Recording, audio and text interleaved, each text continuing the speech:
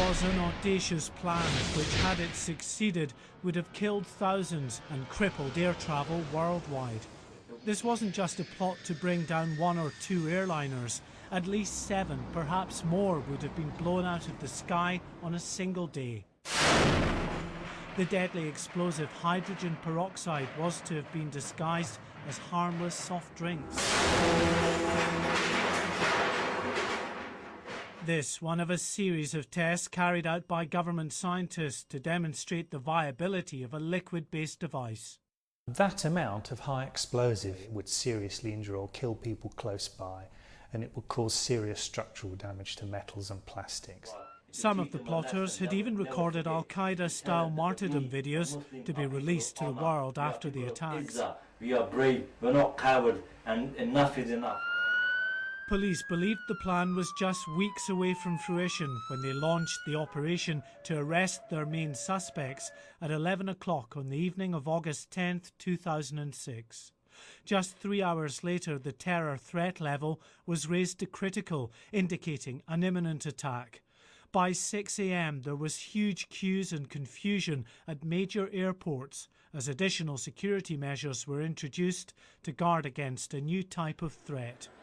The plotters had planned to carry their liquid explosives within small plastic drinks bottles. They'd simply have passed through the X-ray scanners undetected, while the electronic detonators would have been hidden within electrical devices like phones. A computer memory stick belonging to lead bomber Abdullah Ali had details of these 7 flights, all bound for destinations in the US and Canada.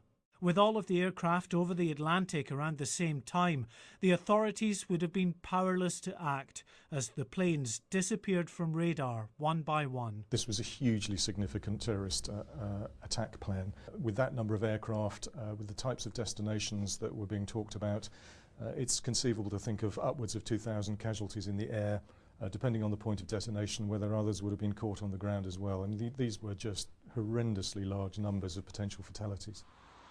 For months, the police and security services had the plotters under surveillance. This was one of the properties they'd eventually raid, the bomb factory in East London. Inside, they discovered this cupboard filled with drinks bottles.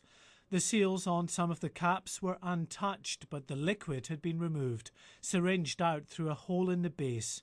The explosives would be injected in through the same tiny hole. Batteries had been filled with wires and tiny bulbs to act as detonators. In nearby woodland, bin liners and a suitcase held containers full of hydrogen peroxide.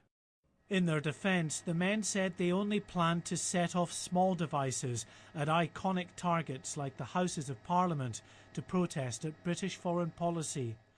But the jury agreed with the Crown. This was a real and deadly plot to blow apart as many aircraft as possible.